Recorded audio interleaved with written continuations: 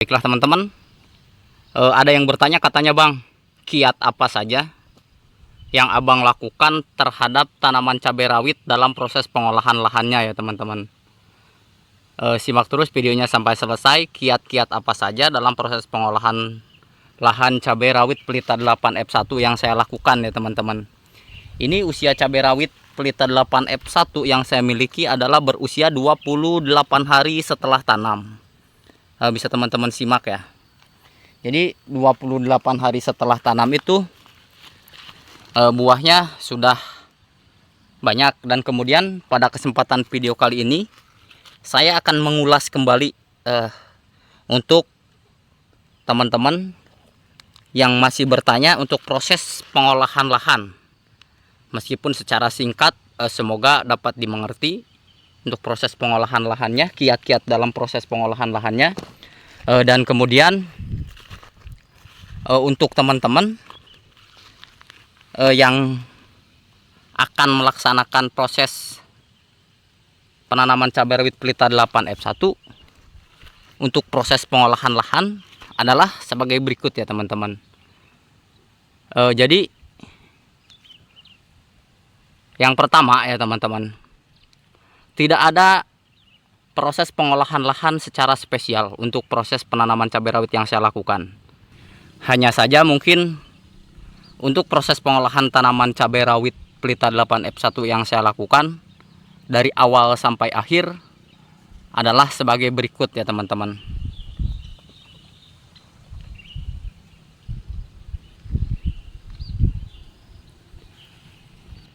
Yang pertama adalah melakukan proses pembuatan bedengan. Ya, untuk melakukan proses pembuatan bedengan yang saya lakukan adalah lebar 120 cm untuk tinggi bedengan, karena memang ini di dataran rendah dengan kondisi lahan adalah tada hujan, sehingga untuk tinggi bedengan yang saya lakukan adalah hanya 25-30 cm tinggi bedengan. Dan untuk panjang bedengannya adalah disesuaikan ya teman-teman. Sebagaimana yang teman-teman simak, ini disesuaikan saja. Dan kemudian yang kedua, saya tidak melakukan pemasangan mulsa. Dikarenakan di daerah saya jika menggunakan mulsa, saya rasa bukan berarti saya tidak ingin membeli atau bahkan mungkin biayanya tidak ada, tetapi karena tidak menggunakan mulsa ini demi proses perawatan ke depan lebih mudah ya teman-teman, agar lebih mudah untuk proses perawatannya. Nah kemudian setelah kita menentukan lebar bedengan, tinggi bedengan, dan panjang bedengan yang disesuaikan, kemudian kita ke proses pembuatan lubang tanam ya.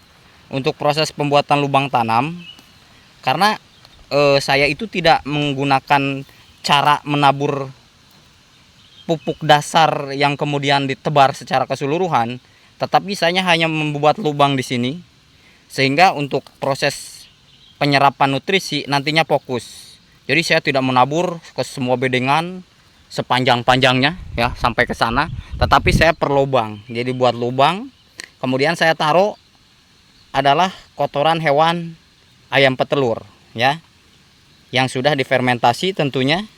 Nah kotoran ayam petelur ini pun setelah difermentasi itu dan sambil difermentasi itu saya melakukan pencampuran dengan menggunakan yang pertama ya teman-teman, simak dulu, adalah sekam padi bakar, kemudian kapur dolomit, kemudian IM4, atau kalau teman-teman ada bisa menggunakan M21 untuk starter pembuatan bakteri aktifnya. Nah barulah kita melakukan proses penaburan kotoran hewan ayam petelur tersebut di lubang tanam. Kemudian 1 minggu setelahnya barulah saya melakukan proses penanaman. Bisa disimak untuk proses penanamannya pada video saya sebelumnya. Setelah melakukan proses penanaman ya, kita tanam. Dan untuk bibitnya pun, untuk bibit cabai rawit Pelita 8F1 nya, di penyemaian itu biasakan antara 1 bulan sampai 1 bulan 1 minggu ya teman-teman, atau sekitar 5 mingguan itu baru bisa melakukan proses pindah ke lahan tanam. Nah, setelah itu biarkan selama 1 minggu, barulah dikocor ya teman-teman, dikocor dengan menggunakan NPK 1616 saja. Tidak usah kemudian ke pupuk-pupuk yang sekiranya untuk para petani pemula yang belum paham, tetapi dengan menggunakan NPK 16 tersebut kan sudah saya jelaskan bahwa itu akan berimbang untuk proses pertumbuhan akar, pertumbuhan batang, dahan, dan daun ya teman-teman. Nah, kemudian 14 hari kemudian barulah saya melakukan proses pengocoran ulang ya, dan kemudian di usia 14 hari pun dan 1 minggu saya merolling insektisida berbahan aktif abamectin ya teman-teman. 1 minggu saya menggunakan Avidor, dan 1 minggu kemudian saya menggunakan Demolis atau Abasel ya teman-teman. Lakukan hal yang sama seterusnya sampai usia tanaman cabai seperti ini ya teman-teman. Ini kan usianya 28 hari. Nah, untuk proses pengolahan lahan seperti itu kiat-kiatnya ya teman-teman. Dan kemudian untuk proses pengendalian agar tidak ada yang mati atau terkena jamur, baik itu jamur fusarium, baik itu layu bakteri, sebagaimana yang telah saya jelaskan pada video sebelumnya, petani itu memang memiliki skill atau pengalamannya masing-masing.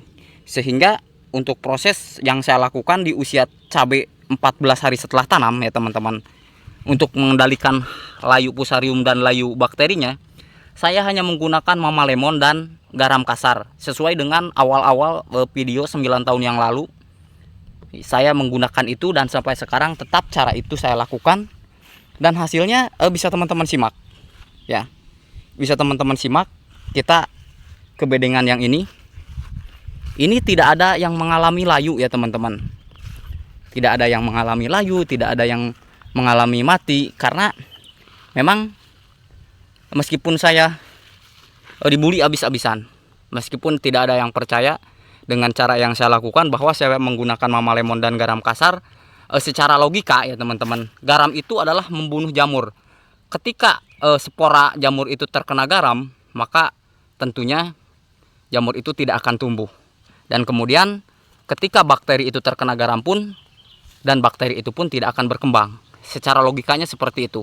Meskipun secara bukti ilmiah, cara yang saya lakukan memang belum ada ya teman-teman. Tetapi itu adalah berdasarkan pengalaman sendiri. Ketika memang prosesnya hasilnya bagus, tidak ada salahnya saya mencoba. Dan hasilnya bisa teman-teman simak. Sampai sekarang saya lakukan dan saya coba. Semua tanaman cabai yang saya miliki, ini 2.500 pohon, semuanya bagus teman-teman. Jadi saya tidak mengajak teman-teman untuk meniru cara saya, tapi jika pun memang ada, silahkan ya teman-teman. Nah, kemudian lakukan untuk proses penyepraian, proses perawatan ke depan di fase vegetatif ataupun fase generatif di video-video yang saya sudah update sebelumnya ya teman-teman, agar teman-teman paham, agar teman-teman berhasil dalam proses budidaya tanaman cabai rawit pelita 8F1 nya ya teman-teman.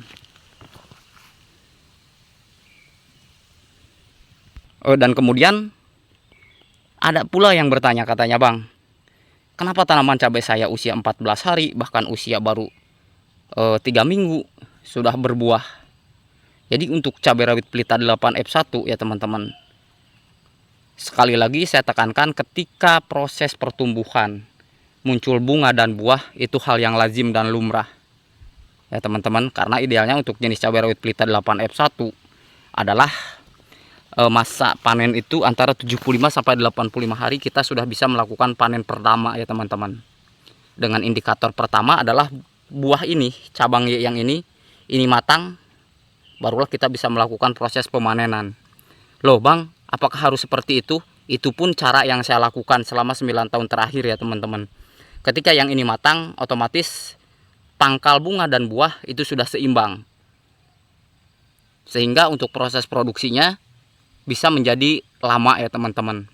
Karena masih ada yang bertanya, katanya bang, kok tanaman cabai rawit pelita 8F1 yang saya miliki baru 6 bulan ternyata sudah finish, sudah mandek, sudah tidak produksi lagi. Ya karena memang untuk tanaman cabai itu, sekali lagi saya tekankan, untuk proses budidayanya adalah level tersulit kedua. Jadi secara ilmiah untuk proses penanaman cabai adalah penanaman tersulit tanaman kedua setelah budidaya brokoli ya teman-teman.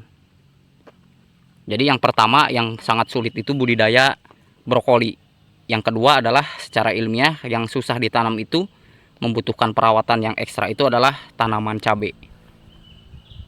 Jadi jangan asal-asalan ketika kita melakukan proses penanaman tanaman cabai, karena memang level kesulitannya, tingkat kesulitannya itu luar biasa.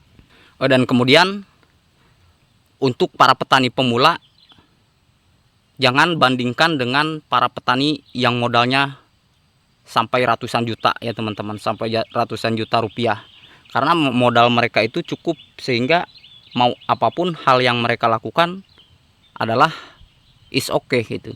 Tapi ketika kita petani pemula dengan modal yang pas-pasan, kemudian dengan lahan yang terbatas tetapi ingin melakukan proses budidaya tanaman cabai, ya teman-teman, sebaiknya lakukan proses penanaman jangan terlalu banyak terlebih dahulu. Ketika ilmunya sudah kita kuasai, ketika ilmunya sudah kita paham, barulah kita melakukan proses penanaman tanaman cabai yang luas ya teman-teman. Karena sekali lagi saya tekankan, budidaya tanaman cabai itu ketika kita melakukan proses penanaman banyak dan berhasil, itu bisa menjadi untung ya. Tetapi ketika kita melakukan proses penanaman dengan area luas dan penanaman banyak tetapi gagal, itu tidak sedikit para petani cabai yang gulung tikar ya teman-teman, dan akhirnya mereka beralih ke budidaya tanaman lain. Oke, terima kasih telah menyimak video saya untuk kiat dalam proses pengolahan lahan tanaman cabai rawit pelita 8F1 ya teman-teman, untuk kesekian kalinya ini. Semoga bermanfaat.